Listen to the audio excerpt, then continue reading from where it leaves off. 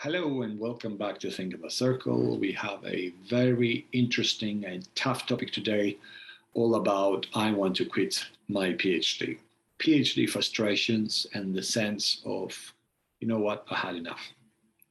Now, I've been thinking of doing this video for quite some time, especially as the nights got longer.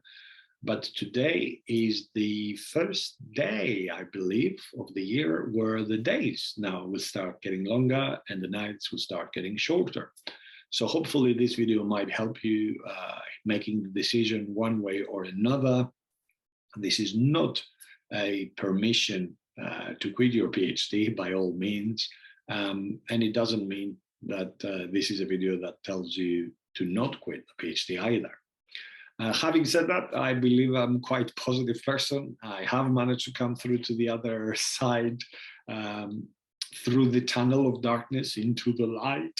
And I hope that my video will give you some key points where you can reflect about your own journey. My thanks to all the people who voted on Twitter when I was asking for advice whether I should do this video or not. I think we had about over 70% voted I should do it, around 30%, so that was a crazy idea. And trust me, 49% of me tells me this is not the best idea I had yet. But here comes the first thought I have in mind. The normality of I had enough can be seen in anything that takes a long time.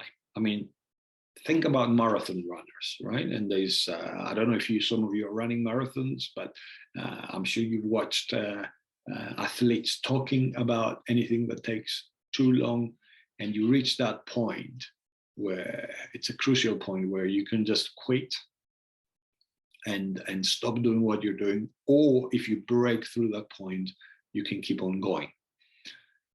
So even if we look at sports, if we look at any part of our life where a big investment of energy is required, that normality of I had enough, you need to realize that it's okay to say, I had enough, I want to quit.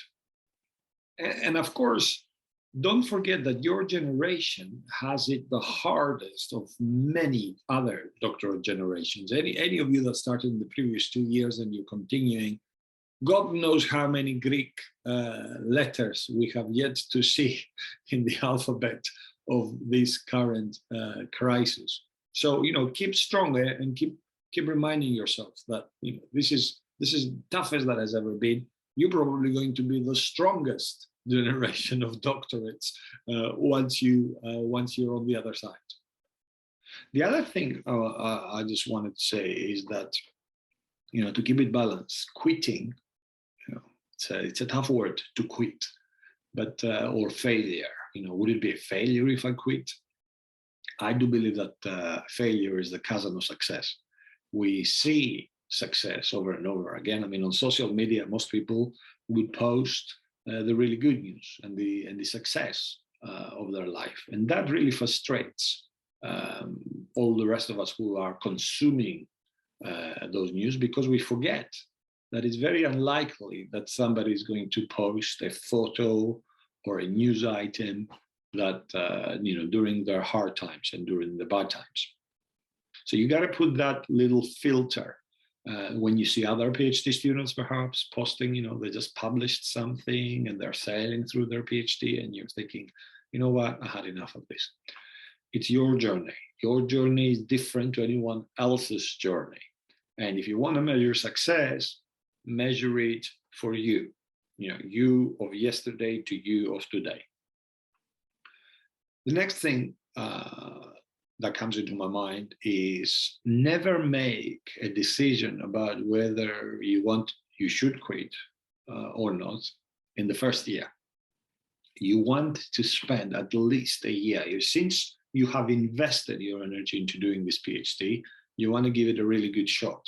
Now, I'm assuming you watched my first video before you embarked on the PhD, but maybe you haven't. So do go back and look at some of the things that I say why you shouldn't be doing a PhD, the reasons why you shouldn't begin to do a PhD.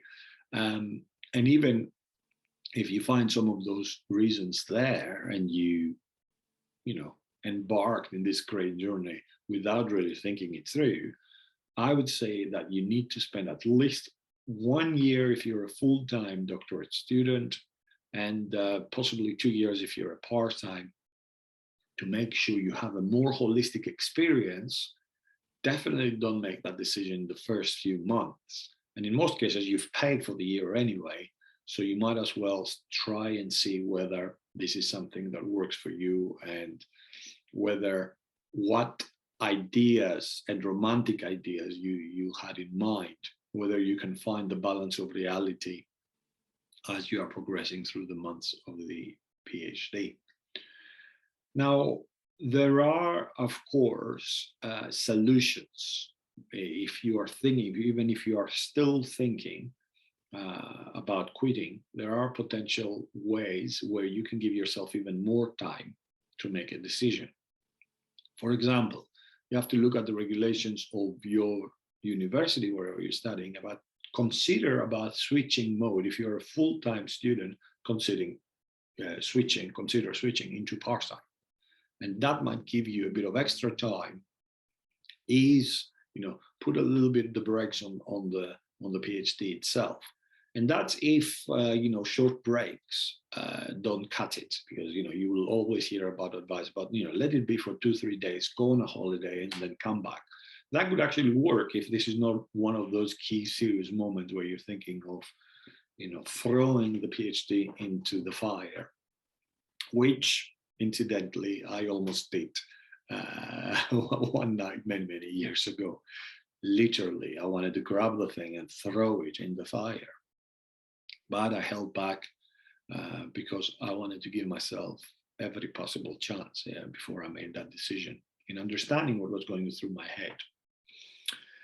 Now, if switching mode from full-time to part-time isn't going to work for you for whatever reason, you could look into whether you could suspend. After a year of doing this, you could decide to suspend. And most universities will have a regulation that allows you to suspend for once or twice. And normally it would be for less than a year, but you could suspend up to 11 months. And that would be the biggest break you would take when you try to decide. It could be that life has thrown too many challenges and you need to take that break, and then decide, am I coming back to it, or am I deciding against it? There could be, it's very difficult for me to decide, to try and imagine what might be the reasons, but sometimes the reason might be the supervision team. And I've seen on Twitter, I see a lot of commentary about, questions for PhD students. What do you do if your supervisors are toxic? And the advice that I see from others is just go or leave it, or change your supervision team. And most universities will allow you for that opportunity. But of course, it's very, very small family. And you might find yourself thinking, well, if I try to switch teams, then I will be perceived as the bad student, or other terrible things will happen to me because this is a very small team, or Professor X has all the power in the world.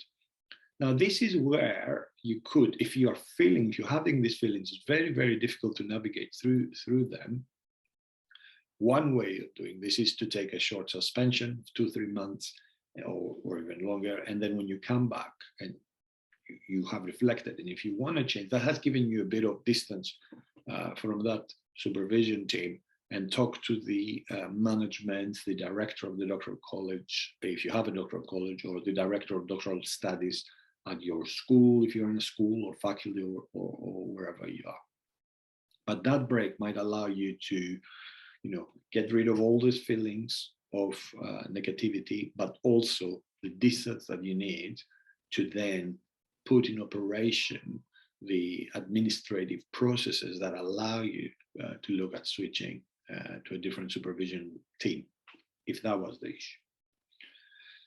In my experience, when you work really hard for a PhD, or any big project, you tend to be in that moment, and maybe you find the flow, but you spend so much energy in it that you haven't actually managed to recharge. And there comes a point where you feel, those batteries are totally dead.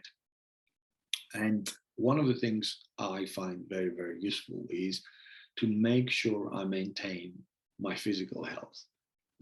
And I make sure during my PhD, I stopped doing any sort of exercise for a number of years, and that was the biggest mistake ever. If I could, go back to my younger self and say, do not stop physical activity, even if it is something like taking a long walk in order to be able to reflect.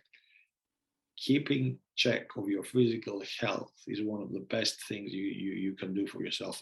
Dedicate a half an hour to an hour of the day where you just do something that is away from the computer. The other thing is all about mental health. And I am no mental health expert, but I say this to my students, misery likes company, success likes company, everything likes company. We are a social animal. The worst thing you can do, and this happens a lot with part-time students, is move away from the community, from the research community. So you need to think about socializing with the research community and also socializing with friends and family. If you can share your woes, if you like, that really, really helps. And in a doctoral community where you have PhD doctoral students of different levels, I quite often found that a new PhD student can talk to somebody who's about to exit, somebody who's about to have a viva, somebody in the middle can help somebody who is just started, but also can help get help from somebody who is near the end of the journey, and so forth. So you kind of, it's almost like pass it back. So you start and somebody helps you, and as you move on, you help the ones behind you, and then eventually you complete this journey. And then maybe even after you complete it, you can help some others. But yeah, socializing, talk to your friends, talk to your family about other things than the PhD, enjoy life. This is just a project. And just because you're deeply buried in it, it does not mean that it is the beginning of life or the end of life as we know it. It is just a project, okay? Of course, it may open up doors later, but, try to measure the energy that you put and the input that you put into that PhD, and think about the outputs of what you might get after. Don't overdo it, and don't think your job is to resolve all problems in the world in the focus of your PhD. Mental health is extremely important during a PhD because we use a lot of intellectual, it's all about intellectual activity, reading, understanding, critical analysis. So even the simplest things of getting a decent amount of hours of sleep, and also doing some simple breathing exercises, will really help with your mental health. Take breaks all the time throughout the day and use the breathing, and you can find plenty of breathing techniques and exercises on YouTube, and you can experiment and find one that works for you. So breaks throughout the day, breaks throughout the week, break throughout the month, break throughout the year. And try to go back into understanding what is this feeling that I have, and is it normal? And the answer is yes, it is. We've all had it. We've all been there. Quite a few of us managed to finish the marathon. Whether you decide to finish the marathon or not is completely up to you, and it does not mean that you cannot run other marathons. Okay? Life is just a wonderful packet of many opportunities. This might be just one of them. Your choice as to what you are going to do in the future, but know that you got friends around you. You are not alone.